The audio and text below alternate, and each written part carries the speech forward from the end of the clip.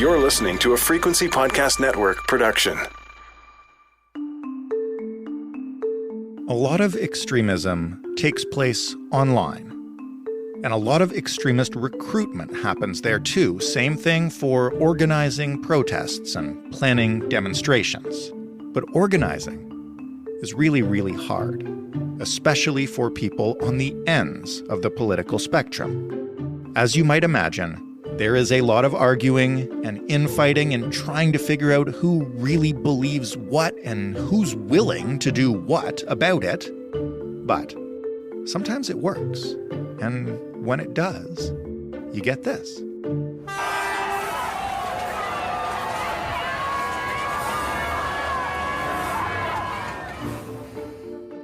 A year and a half after the convoy left Ottawa, we're still learning about it, about how it came together, why this event worked when so many previous attempts had failed, how Canada's far-right groups managed to finally find that common ground and turn it into action.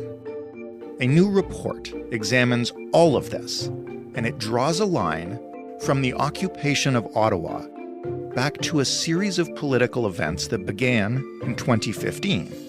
The ongoing polarization of everyone in this country, not just people on the far right, and it tries to make sense of if the convoy was lightning caught in a bottle or a harbinger of extremist violence yet to come.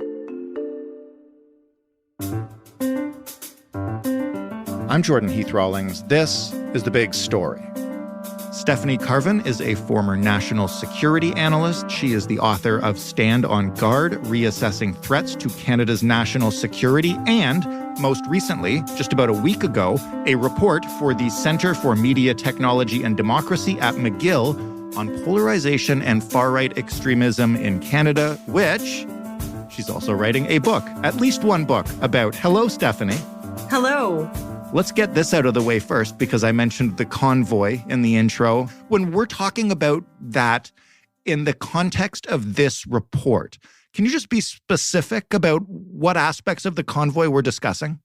For the purposes of this report, it's referring to the movement that existed between the end of January 2022 to just past the middle of February, where there were occupations in Ottawa as well as Winnipeg. There were attempts to basically seize control of bridges, some of which were successful, such as the Ambassador Bridge, as well as certain checkpoints in British Columbia, and the infamous Coops border blockade, which actually saw, alleged plot to kill 12 RCMP officers by far-right extremists. So I think that is effectively what we mean. But what I'm trying to show in the paper is that the movement was much broader and much more long-standing than I think most Canadians actually realize. Well, that's what we want to talk about here. I mean, if in the thick of it, or maybe even just the immediate aftermath of, those specific occupations, if you'd asked those who supported and those who condemned the convoy what it was, you would have gotten two completely different answers. How would they have described it? Right. That's exactly correct. It really is a tale of two convoys, right? So, I mean, look, I'm going to put all my bias cards on the table. I live in Ottawa. I was receiving some very unpleasant email during the convoy and things like that. People did not like what I was saying about it. So obviously the people in Ottawa were unhappy about it. There's a lawsuit against the convoy organizers. They saw them as a menace, that they were disrupting the city, the nonstop honking, the constant smell of diesel fuel. For people who don't know, I mean, Ottawa is a very residential city. I mean, you can live within a 5-minute walk of Parliament, and a lot of students do, right? Especially interns and things like this. So, they're renting in many of the buildings, and they were experiencing this 24/7 for 3 weeks. And, they felt that they were basically being targeted and held hostage by this movement that they saw as occupiers and were frequently using that kind of language.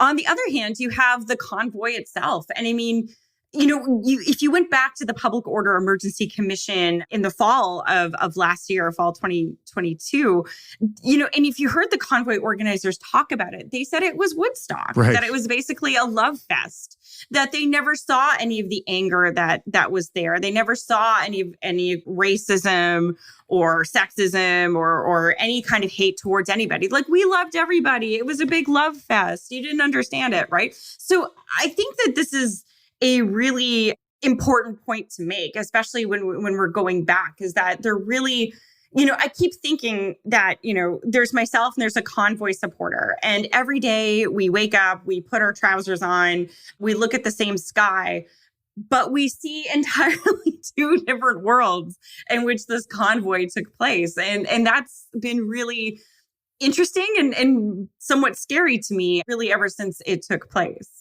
And that's the polarization aspect of the report. But in terms of the extremism aspect, if we wanted to figure out, you mentioned it's bigger and longer than most of us realized. If we wanted to figure out what actually gave rise to, I guess, the conditions that allowed the convoy to take place, how far do we have to go back? What do you have to start looking at? So really, with regards to the convoy, it is something that goes far back. And I want to say this because, anytime you talk about the convoy, people get very angry if you don't point out that not everyone there was a Nazi. Yes. There were lots of people who were just fundamentally upset. Well, the Nazis wouldn't have been able to do it by themselves, right? The whole point was this is how they got the rest of the people on board. And that's what I want to explore here.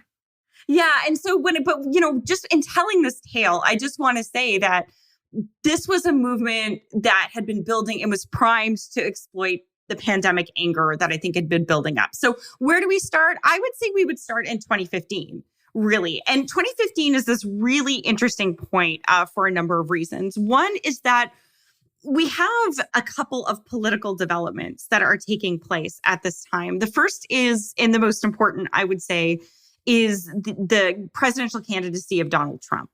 And why that is so important is that he's the first presidential candidate who is openly saying really in the modern era, we should be clear about that. Right. Started his campaign by demonizing migrants from Central America, Latin America, and really kind of kept up that tone of racism and sexism throughout his entire campaign. And that kind of created a permissive space, I think, for people to say things that, perhaps they'd always kind of secretly felt.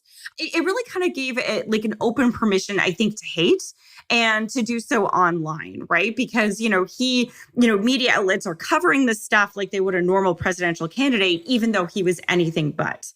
A second thing that happened, though, here in Canada was the election of the Trudeau government.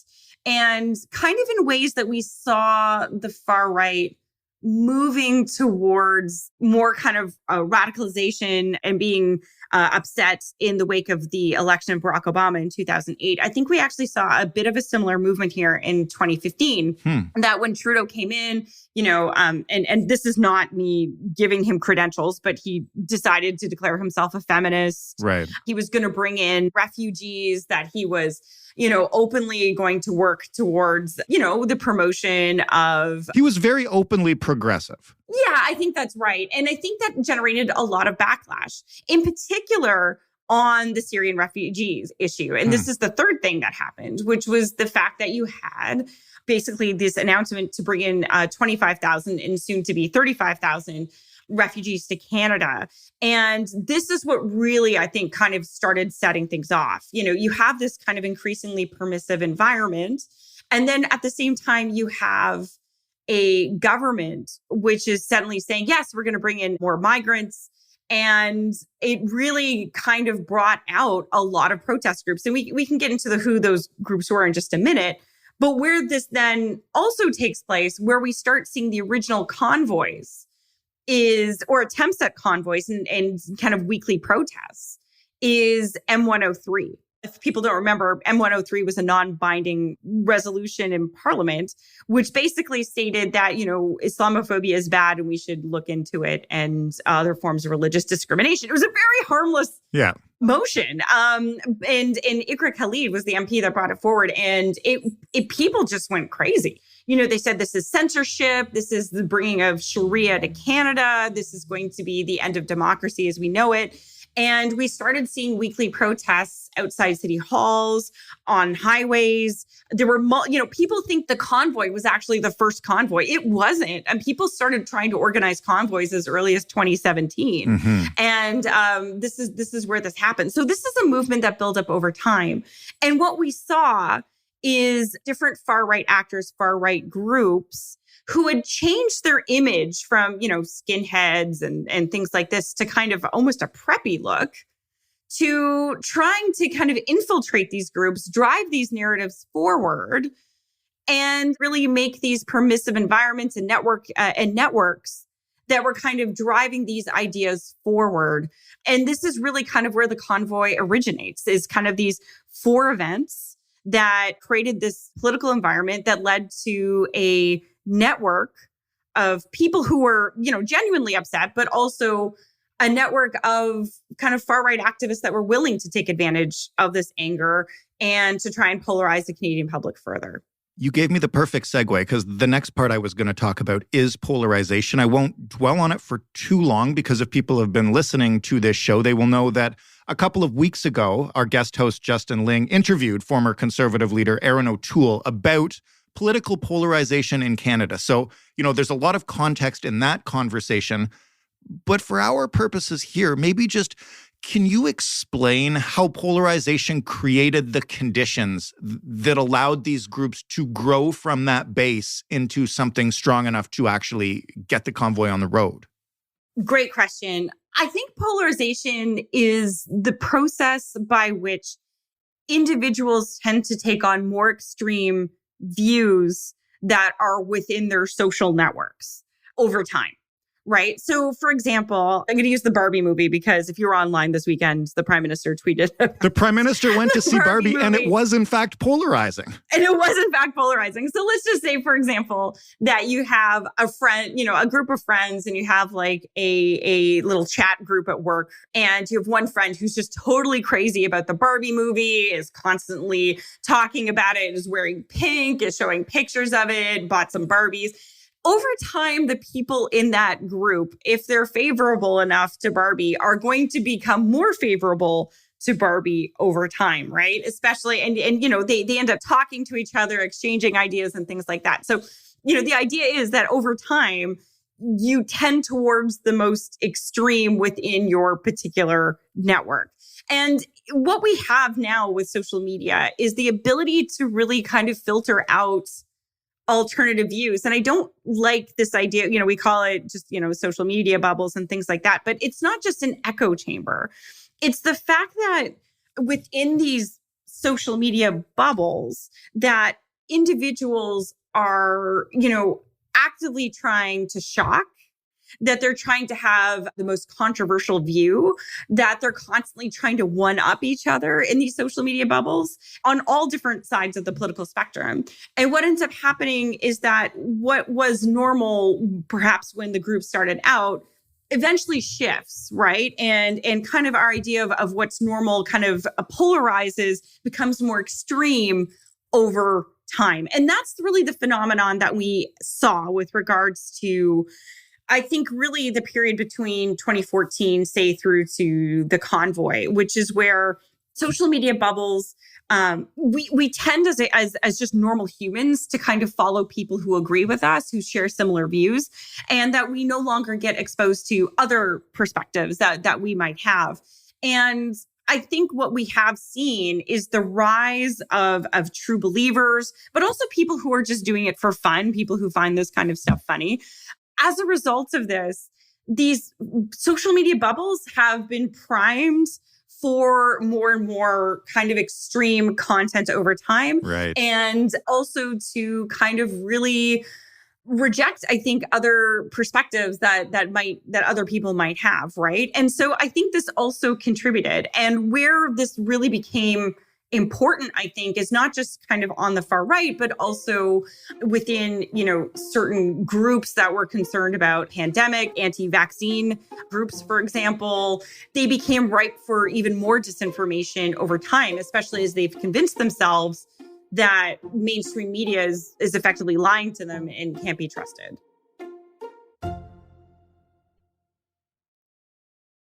What exactly is the Canadian far right? Like, we've used it to describe everything from, militant people who identify as Nazis and want to leave the country to angry shit posters with memes or people who are mad they have to get a shot. Like, where does one end and the other begin for these purposes?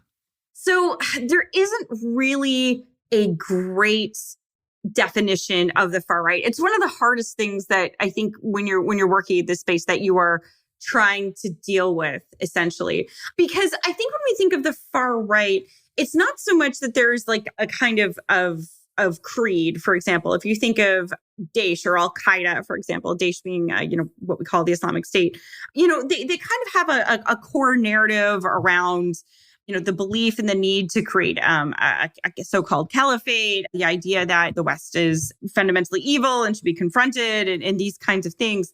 With the far right, they don't have the same kinds of narrative. Rather, it's a range of influences and grievances that often are coming from particular personalized worldviews that can be inspired by a range of sources and all different kinds of media, whether it's books, videos. In particular, we've talked about the online environment and conversations with friends. And so I think what is concerning here is that really anyone can be upset with the government. I'm not sitting here. I think, I worry that, sometimes I'm sitting here and people think I'm defending the government when I talk about anti-authority or anti-government views. I'm not. Right. What I'm really talking about is people who believe that, society is fundamentally corrupt and the only way to deal with it is through some kind of violence, right? And typically when we think about far right, there's far right extremism, which isn't necessarily violent. You just kind of fundamentally, hate the government, just don't believe it and things like this. But when we do worry about ideologically motivated violent extremists, and these are people who are willing to engage in violence to further their ends, and typically they can be divided up into what's often four categories. One is the xenophobic violence, which is either racially motivated or some kind of white nationalist or ethno-nationalist kind of violence. You have anti-authority violence.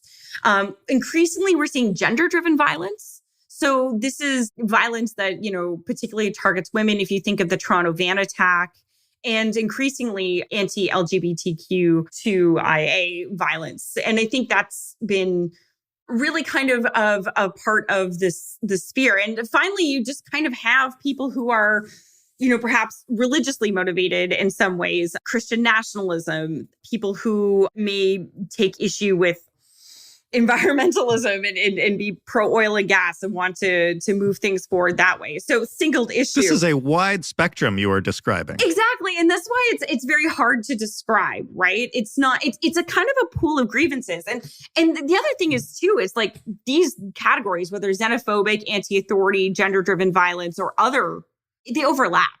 And so I guess the way I've always thought about it is a kind of stew that's bubbling up, and, different groups will coalesce around a particular idea and then burst and then kind of fall back into the stew and then re-come together again and then fall apart. And because these groups do tend to be very fractious, very few of them live beyond, I would say, 2 to 3 years before they kind of fall victim of infighting and collapsing. But the people are still there, right?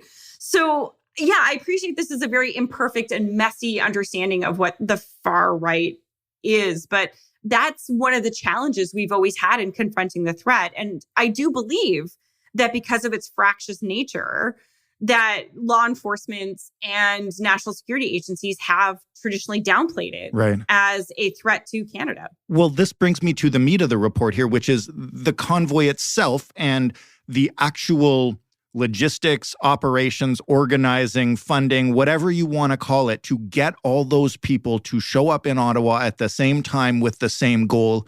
Given what you've just described in terms of a fractious nature, like, was this a perfect storm? What had to go right for this to all come together? And I say go right, from the purposes of the organizers. Like, sure. It seems like it would be like herding cats. Well, I think the success of the movement was even caught them by surprise, right? If you look at the testimony of the organizers, they were clearly overwhelmed very quickly just from the attention that they got. But to this wider point, I'm not sure there was one single goal. And I think that was actually part of the problem of the convoy itself when it came to, you couldn't really negotiate with them because they didn't really have a goal. If you looked at some of the key organizers back in August of 2021 had put out a manifesto, which basically called for the fall of the government, right? And that the Senate and the Governor General would take over along with the Citizens Committee and reestablish the government of Canada along the lines of the organizers. Well, that's, by the way, what we call anti-authority, anti-authority extremism, right? Trying to basically bring down the government of Canada. But there were other people there who were just like, look, I just want a lifting of the pandemic restrictions. I think some people just kind of wanted a good time and a party after, 2 years in lockdown. And some people just wanted to get their businesses back. But what is concerning and what we have seen in subsequent reports that have been produced for the Public Order Emergency Commission or accessed under Freedom of Information is that the intelligence agencies were well aware that there were some of the more ideologically motivated violent extremists that were networking in this movement to try and recruit, possibly to accelerate, or perhaps to even take advantage of an opportunity to engage in violence. And that was in several reports by the Integrated Terrorism Assessment Center, which is one of our analytical agencies that we have. It's housed in CSIS, but it's separate from CSIS. And I think as a result of that, it was a very scary time. So what we saw is that we had kind of a spectrum of individuals. If you think about it, the vast majority of protesters being people who were there because, they probably were just tired of the pandemic. I was tired of the pandemic. Yeah. Like that narrative they had was not hard to understand, right? One of the things that I think had frustrated the far right prior to, the 2022 convoy is that all of their narratives, all their attempts to get a convoy going had never really worked. If you tell people, hey, we're going to go have a convoy to overthrow the government, most people probably aren't going to join in, right? Yeah. They're thinking, this sounds like a great way to be arrested. No, thank you. But if you say, I'm tired of the pandemic, you're tired of the pandemic, let's go protest in Ottawa, that's a much more accessible message. People understand that. Right. And I think that's where this movement caught lightning in a bottle. And this is what we are seeing the far right constantly try to do, is to frame its grievances around issues that it thinks that more Canadians will understand, be susceptible to, and then to try and push their ideas more into the mainstream or even see them enacted politically. And when that doesn't happen, the concern is that there's other groups that may be present, which could try to either be recruiting for its cause or engage in some kind of violent activity at an event like something like the convoy. Well, it's been a year and a half now. We had a whole inquiry about it. You mentioned law enforcement has traditionally found it tough to take these groups seriously. Have we learned lessons from this? And if so, what are they? One of the things that's really interesting is that I have a good friend, Michael Nesbitt. He's a professor at the University of Calgary, and he does really interesting empirical research on terrorism charges in Canada. And now 50% of charges of terrorism are now related to the far right in Canada, or ideologically motivated violent extremism. And that's a huge sea change. We were not seeing those numbers before. In fact, I think all criminal charges with regards to terrorism had been associated with religiously motivated violent extremism between 2001 up to about 2020. So we are seeing a change, I think, a recognition that, oh, wait, terrorism and violent extremism comes in more than just one form. Whether or not that's a good thing, I think, is up to, there's a debate as to whether that's a good or a bad thing. Some people would say, well, just because we're charging more people from different ideologies doesn't, stop us from targeting other kinds of communities. I think that's a debate for another day. But I think what we have seen and what we are seeing is a really interesting but unfortunate dynamic. The first part I would say is that a lot of the groups that were around between 2014 and 2020 are no longer operating. Maybe some of your listeners are familiar with groups like Pegida, it's actually a German acronym for Patriotic Citizens Against the Islamicization of the West, the Soldiers of Odin, the Canadian Combat Coalition, all these different groups that were very active prior to the convoy, specifically on anti-Muslim and anti-immigration protests, are no longer really around. They kind of got absorbed by the convoy and haven't really been around since. But what concerns me is that while the convoy may have kind of eaten up some of these larger movements, I think their ideas are still fundamentally there. I think that the convoy movement itself showed that there is a very energetic movement that is now well networked and has proven to be able to fundraise extremely quickly, that can mobilize very quickly around another set of issues. The problem is it hasn't yet found that issue, but it might be. A lot of the convoy protesters tried to find issues. At one point, it was about, farmers and promoting farmers behind all these other kinds of anti-authority views.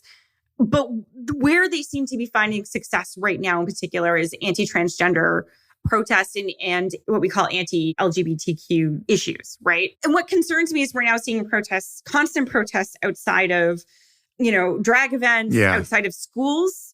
We're now seeing, in New Brunswick, we have seen a real kind of political disruption over these kinds of political issues. And, the far right has mobilized behind the premier in order to ensure that some of the changes he wishes to make to the school curriculum, which some see as anti-trans, stay permanent. And in addition, we're now seeing the need to increase security at, things like Pride, Toronto Pride, Ottawa Pride, events like this. And a lot of the people who are now behind these threats to the trans community and the gay community are people who were prominent figures within the convoy. They're finding this new issue to coalesce different levels of public support on these particular issues. And what's ironic is that in some cases, they're reaching out to new Canadians who, for their own reasons, may have concerns about sex education in schools and things like that. And they're trying to force these kind of fake allyships with them, right? The very people that they were protesting against 10 years ago. And to be clear, I don't blame the marginalized communities that are kind of being targeted in this way. They're just taking advantage. It's just to show how opportunistic the far right in Canada really is when it comes to trying to push its agenda forward. It will create any kind of temporary alliance with whoever it wants, whenever it wants. And it's constantly there trying to push these changes. And you do worry that in the background, the more violent elements of this movement are still constantly trying to recruit, are still trying to find ways to attract particularly young Canadians to the movement.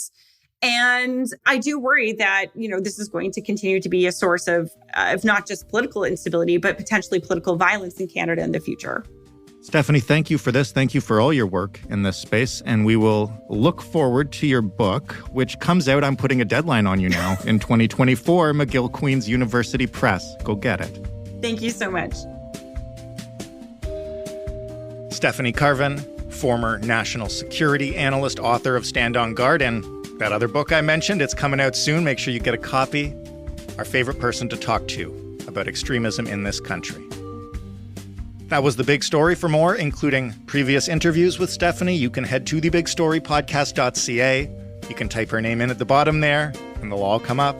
Or you can just leisurely browse, search for your favorite topic. We've probably covered it by now.